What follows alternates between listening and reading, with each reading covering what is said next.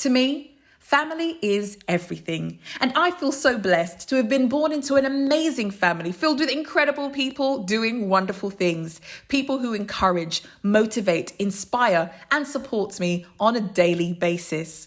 Now, it's impossible to fully understand me and my journey without having some background knowledge on the people who have helped to shape me and mold me into the woman who I am today.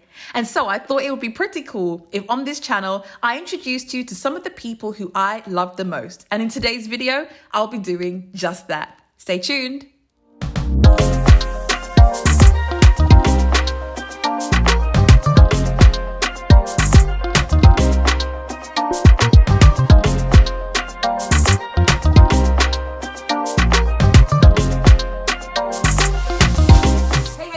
Welcome back to my channel. My name is Emmanuel Osei, and if it's your first time coming across us, we have to extend a very special welcome to you.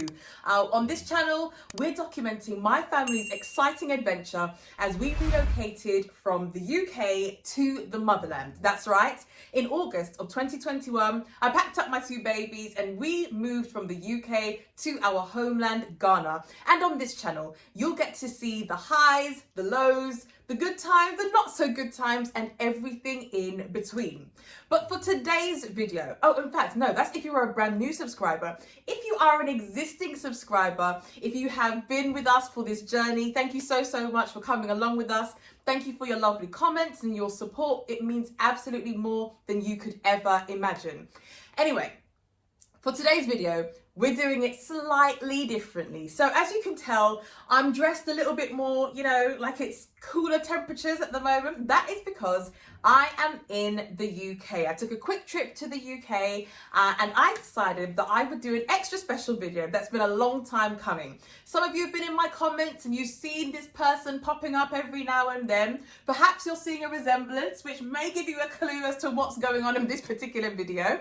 But it is my honor to introduce to you my next guest for our video today, and it is none other than my dad, Dr. Emmanuel Osei. Dad, welcome to our channel. Hi, hello everybody, it's good to be here. Dad, we listen, we plan to do this video in Ghana. That's right, Yeah, so December 2021, my whole family came over to the motherland. We spent Christmas together and we had every intention of doing this video, but time just kind of got away from us, and before we knew it, it was time for them to leave and we still hadn't shot this video. We considered doing it remotely. On Zoom or whatever, but I thought, Dad thought that it would be more effective and more impactful if it were in person, and so I wasn't planning to be back this month, but since I'm here, thought, let's take full advantage and get it done. So we are here, and that's why we're doing this video for you all today. So first of all, I know that many of you had been asking for my dad to come on when we did our live broadcast. So I've now finally got him in the flesh, sitting right next to me. So we're going to go through we're going to have some discussions. I want to ask him some questions, some of which he's not prepared for. But please do let us know in the comments, as usual, where you're tuning in from, where you're watching from. We absolutely love to see how our family is growing internationally. All right, so Dad, let's dive straight into this. We're going to talk about your experience, your connection to the motherland, to Ghana, before we go any further. So, before we even do any of that, Dad, please introduce yourself. Let the people know who you are. Well, my name is Emmanuel Osei. I am currently, what am I doing? Currently, I'm serving as a minister here in the UK in administration. I serve in administration right now after serving as a pastor for, since 88. Yeah, because you were born, right, yeah. So we started ministry 88, and we've been in ministry ever since. Haven't looked back. Okay, so that's what you're doing for work. Talk to me about what you like to do for fun. For fun, well, if you have time for fun. Yeah, if you know the game dominoes, that's what I enjoy, playing dominoes. What we do is that after a whole day at church and afternoon's service, and then the evening we have board meetings or whatever. When everybody's tired and everybody goes home, then the gentlemen, we go to the back. We retire to the back. We send everybody home. We go up to the back, and we have a great game of dominoes to the early hours of the morning. Literally, guys. That's how we unwind, and that's how we relax. And I've enjoyed that. Every church that I've gone to, we've always had a domino club every Saturday night, and also on the bank holidays. During the bank holidays, that's true. We come together and we have a nice cook-up, and we are able to just enjoy the day, having a laugh, bantering and just telling each other off when we play bad cards, and it's just a great way of unwinding. So, Dad, the question that I have to ask, I already know the answer, but what is the average age of the men that you play dominoes with?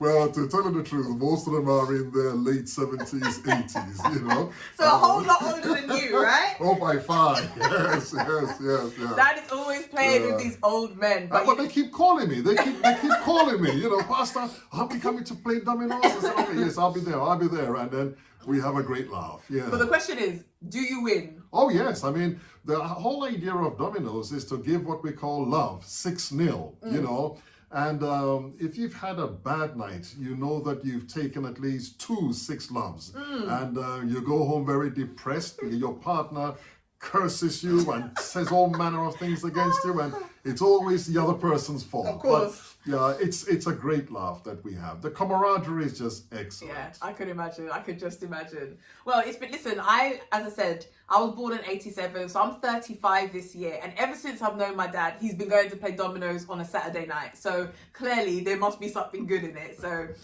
thanks for sharing that with us. All right, so Dad, talk to us about a bit about your history, about where you are coming from and your links to the motherland.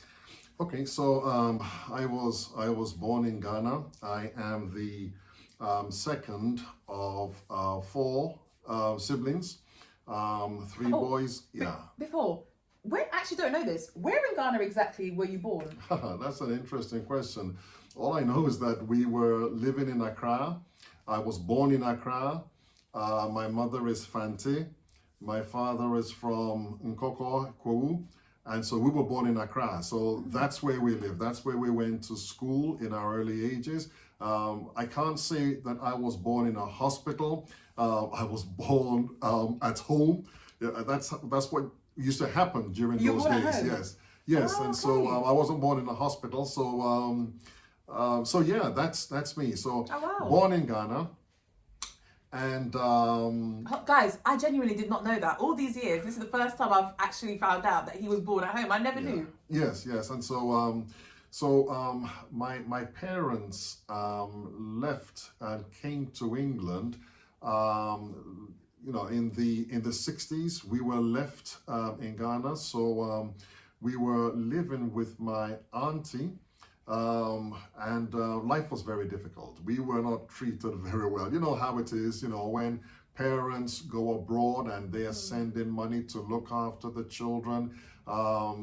Relatives don't always look after their children as they should, and so we struggled a lot. It was very, very difficult. And I guess our parents recognized that things were not so good, and it was always their intention to send for us to come and join them there here in the UK. So eventually, when the time came, we were able to leave Ghana, and we came to this country in 67. August the 12th, 1967. That's what my passport says. I was about to ask you, how do you remember that? I still have that passport. August the 12th, 1967. It was an interesting time because arriving at Heathrow Airport, we had these brand new shoes. They were moccasins. Moccasins, yeah. What's that? Of course, these are, it was a style of shoes back there. So you were in style, you had high fashion. Well, that's what our parents bought for us. And so my older brother, myself, we had these moccasins on. And when you bear in mind the fact that we are not accustomed to wearing shoes, I think these must have been the very first pair of shoes that we had, you know. So it was so tight and uncomfortable that I remember that we took them off when we got to Heathrow Airport, and here we are walking on a tarmac in our bare feet, you know. I remember that specifically, you know. And so here we are when we would join our parents. It was a lovely reunion, but as I said, that was in August 67. And then very shortly after that, we got to October, and that's where, you know, I remember telling my brother it was so cold, and I looked out the window, and I remember waking my brother up and said, Michael, wake up. Somebody has put some white carpet all over the ground. Of course, we've never seen snow before. And so as mischievous as we were, we went out in our pajamas and we started to experiment. Look at this white carpet, and to see it melt in our hands, it was fantastic. We've never seen anything like that. We were rolling about in it, and of course when our parents found out that we were not in bed and were out there, well, that was another story. But yeah, it was a wonderful experience, those days there. Yeah. So and so when you moved to this country, did you go straight to Ladbroke Grove? No. We lived in Holland Park. It was a one-bedroom flat. And so the three of us, myself, my brother, and my sister, we were sharing a bed. All of us were sharing a bed in the sitting room, and my parents were in the bedroom, you know. And that's how we lived. We had a kitchen that was ours. The bathroom we had to share with the other guests who were, other tenants rather, who were living in the same house. And yeah, so it was a very crowded experience, and it wasn't nice because what we had, the life we had experienced in Ghana was, you know, outdoor freedom. living, Yeah. you know, and now we are stuck in this one-bedroom flat, and it just wasn't nice. What I specifically remember was how cold it was, and we had to have what we call these paraffin heaters, because there were no radiators then, so we would have to huddle around this paraffin heater just to keep warm. And I wouldn't like to relive those days again. Those experiences were not very nice. Yeah. But those are my thoughts of the 60s when we came to this country and experienced what it was in the UK. It was a big letdown because everyone spoke so highly of the UK. The streets were paved with gold, and you just walk the streets and you're just picking up money, and everybody wanted to come to the UK. And now that we were here, what did we find? Snow. Can you imagine that? Well, no, but Dad, let's be completely fair, because I remember there is a story where the streets being paved with gold was not too far off to what you all told your parents. I understand that. I think it was our Uncle Michael, my dad's big brother, who told his mother that the streets were paved with diamonds. Yeah, well, that's Michael for you. You'll have to talk with him about that. He has a very fanciful imagination, and you know, he comes out with all of these stories, and my poor mother, you know, so gullible and would be very much interested in these stories. Is that right, Michael? Yes, Mummy. Diamonds all over the streets, you know, in Holland Park, where the school that he used to attend. He comes out with all these stories, and Mummy used to just, you know, take up all of these stories and take them to heart. And you know, Michael was a real comedian. You know, we still reflect on those stories, and we have a good laugh sometimes. You know, yeah. Okay, all right. So, what was it? All right. So you've talked about the change in, you know, the style of living, being, you know, in Accra, being free, outdoors, the sunshine, coming to the UK. Freezing, rolling about in the snow, having to use a paraffin heater to stay warm. Yeah. What was it like being in school? You know, I'm just thinking, the age that you were, did you experience school in Ghana? Yeah, we went to school. Well, we were supposed to go to school. They sent us to school. In Ghana? In Ghana. Okay. But we didn't end up going to school, you know. Why? Well, children are always hassling. You find young children on the streets hassling.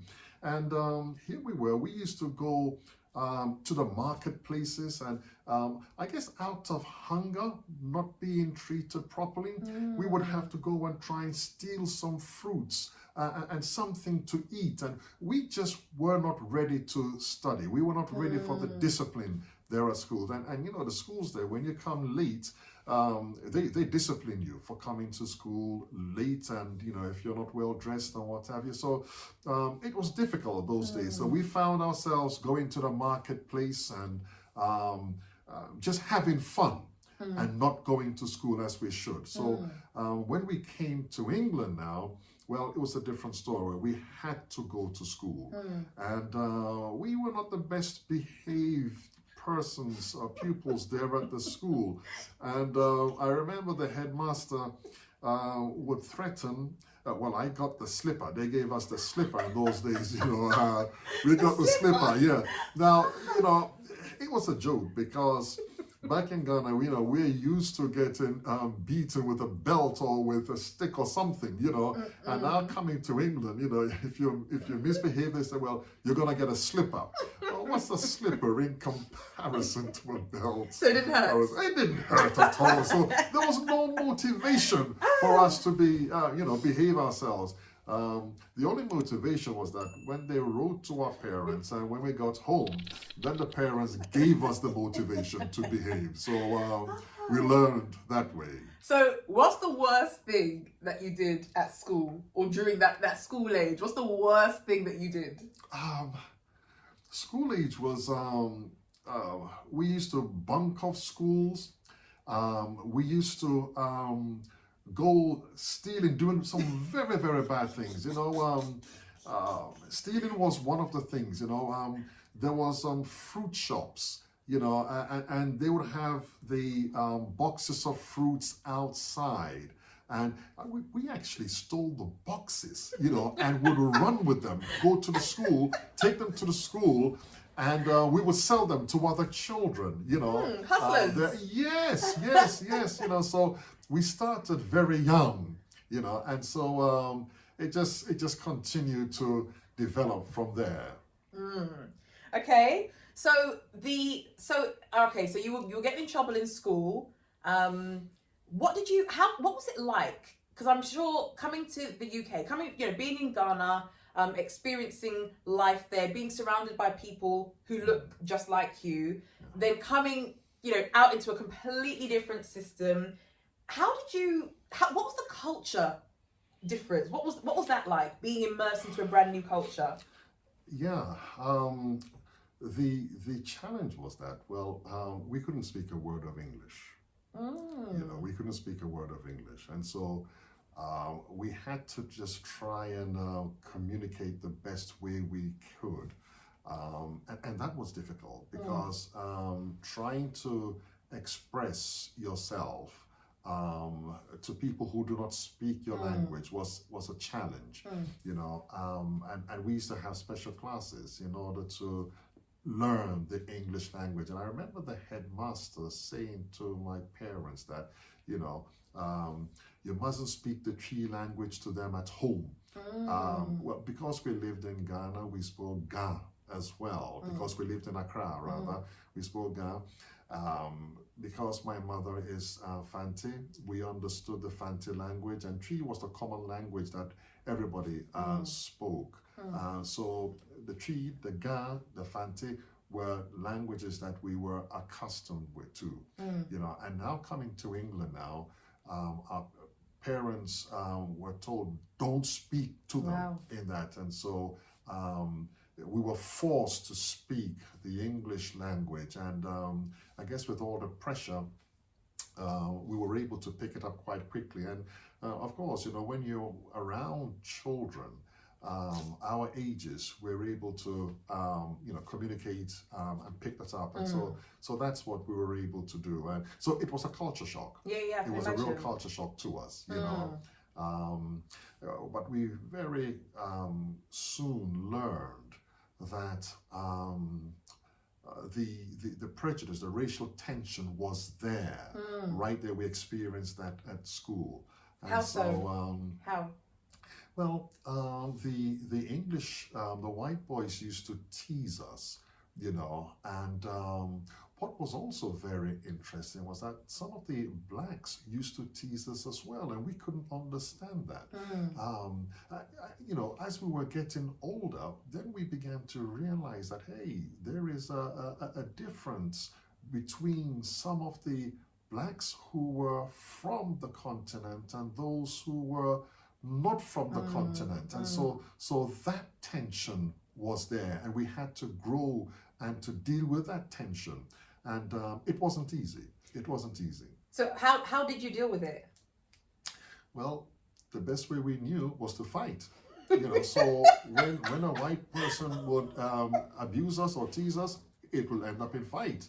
When blacks used to tease us, it ends up in fights. And so we used to have a lot of these struggles growing up, and but thank God, as we got older, we got to be able to reason together and discuss things together. So the times when you were fighting, what style of fighting was it? And the reason I'm asking is because anyway, my dad was saying fight is fight. That's all. Well, no, I mean, was there any kung fu There's fight? no kung fu fighting.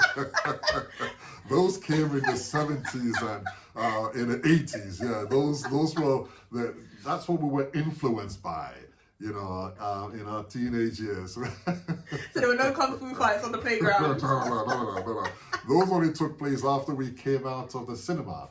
We used to go to, they used to have in Shepherd's Bush Market, Shepherd's Bush Odeon, on a Friday nights, they would have what we call late night movies, where a lot of the young people, I mean, it was predominantly blacks, we would go to these late night movies, and they used to show all these kung fu movies, and they really impacted us, and then when we saw the time when Bruce Lee came about in his films, Enter the Dragon and what have you, it was fantastic, and I remember, these movies, they would start around 11 o'clock at night, and they will finish maybe about 2:30, and so we would have to walk home from Shepherd's Bush to Ladbroke Grove, where we lived, but as you cross the main road there from the Odeon into the park, everybody will be kicking and jumping, and we were so impacted by what we saw that we would just play it out when we came out of the movie theater, and I remember that vividly. That was in Shepherd's Bush, and then in Hammersmith they used to have the late night movies on a Saturday night. And so we would go there and watch late night kung fu movies, and this really had an impact on us during those days there. Yeah. So then my question, I've got two questions off the back of that. These late night movies, I wonder how Granddad felt about you guys going and coming to these, late night movies. How did that work? Well, Daddy didn't know, because Daddy would be asleep, Daddy would go to sleep quite early.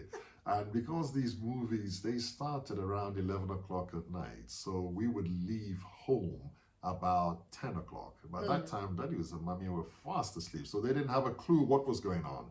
We would sneak out the door or jump through the window and run out and then make our way to Shepherd's Bush from Ladbroke Grove. And then, of course, the buses were not running after midnight, and so we would have to walk home. And then when we got home, we would, we didn't have keys, but we were able to put our hand through the letterbox and open the door and quietly sneak back into our rooms and then pretend that we were sleeping. And parents were none the more wiser. So that's what we used to do. Those were the days, when we were young teenagers and what we used to get up to. Do you know, something has just hit me, that Dad is now openly admitting that this is the sort of behaviour that he would be keeping up with as a teenager. But for some reason, when I was a teenager, going out late at night, coming back late, he would have a problem with it. I don't understand. How does that make sense? Well, when when your children become teenagers, you'll know. You'll understand. Thanks for watching and tune in next week for part 2.